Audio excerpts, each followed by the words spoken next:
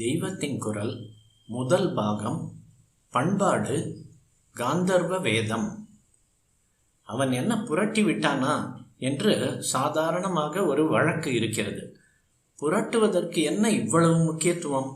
யோசித்து பார்த்தால் முறைப்படி புரட்டுவது ரொம்பவும் பெரிய அர்த்தமுள்ள விஷயம் என்று தெரிகிறது. அநேக கலைகள் புரட்டுவதனாலே தான் பிறந்திருக்கின்றன. இத்தனை புஸ்தகங்கள் நம்மிடம் இருக்கின்றன. ஒரு சில எழுத்துக்களை புரட்டி புரட்டி வைத்து வார்த்தைகளாக்கியதால் தானே இத்தனை புஸ்தகங்களும் வந்திருக்கின்றன. நம்மை விட இங்கிலீஷ்காரர்களுக்கு எழுத்து இன்னும் குறைவு. 26 எழுத்துக்களை புரட்டிவிட்டு ஏராளமாக எழுதிவிட்டார்கள். அந்த புரட்டலில் ஒரு முறை, ஒரு அழகு இருந்துவிட்டால் கலை ஆகிறது. நமக்கும் வார்த்தைகள் தெரிகின்றன. கவியும் அதே வார்த்தைகளைத்தான் புரட்டி வைக்கிறான். உடனே அதில் ரசம் பிறக்கிறது. கவியை கொண்டாடுகிறார்கள். நாம் வார்த்தையை புரட்டி எழுதினால் அதை யார் மதிக்கிறார்? தாகூர் மாதிரி ஒருவர் புரட்டுகிறபடி புரட்டினால் ஏக மதிப்பு உண்டாகிறது. அக்ஷர லக்ஷணம் என்கிறார்கள். சித்திரக்கலையும் இப்படியே தான். வர்ண பாட்டிலையும் பிரஷையும் வைத்துக்கொண்டு நாம் புரட்டுவது ரஞ்சகமாக இல்லை. ஆனால் சைத்ரிகன் அதே வர்ணங்களை புரட்டுகிறபடி புரட்டினால் அது ஆனந்தம் தருகிறது. சங்கீதமும் புரட்டல்தான். நாம் எல்லோரும் சத்தம் போடுகிறோம்.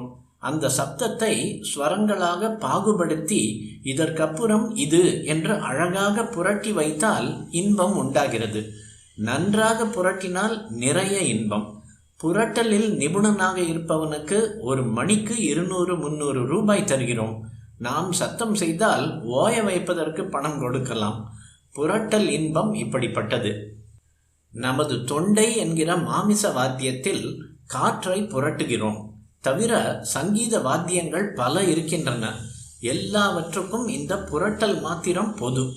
தவில், மிருதங்கம், கஞ்சீரா போன்ற சர்ம வாத்தியங்களில் தோலில் புரட்டுகிறார்கள். வீணை, தம்பூர், பிடில் போன்ற தந்தி வாத்தியங்களில் தந்தியில் புரட்டுகிறார்கள்.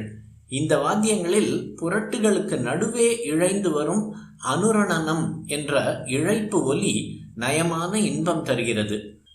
ஒரு தரம் மீட்டினால் உண்டாகும் ஒலி இழுத்துக்கொண்டே நிற்கிறது. முதல் மீட்டில் உண்டான ஒலி நீடித்து 2வது மீட்டில் எழுப்பும் ஒலியோடு கல்வி நிற்கிறது. இதுவே அனுரணனம். புல்லாங்குழல், நாயனம் போன்ற துவாரமுள்ள ரந்திர வாத்தியங்களில் காற்றை புரட்டுகிறார்கள். ஹார்மோனியமும் ஒரு விதத்தில் ரந்திர வாத்தியம்தான். அதில் வாய்க்கு பதில் துருத்தி இருக்கிறது.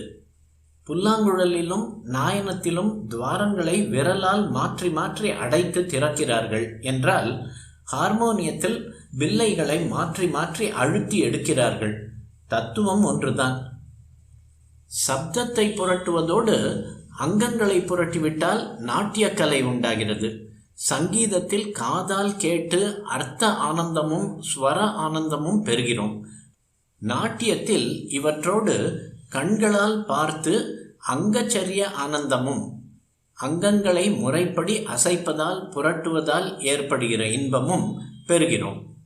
நவரச உணர்ச்சிகளை விளக்குகிற அங்க அசைவான அபிநயம் மட்டும் இல்லாமல் நவரசம் இல்லாத வெறும் அங்க சரியை, அங்க புரட்டு மட்டுமே ஆனந்தம் தருவது உண்டு என்பதால் தான் நிருத்தம் என்ற கலை ஏற்பட்டிருக்கிறது.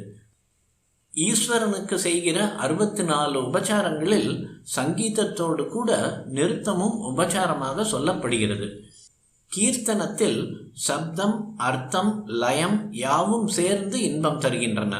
ஸ்வரம் பாடும்போது சப்தமும் லயமும் மட்டும் இன்பம் தருகின்றன.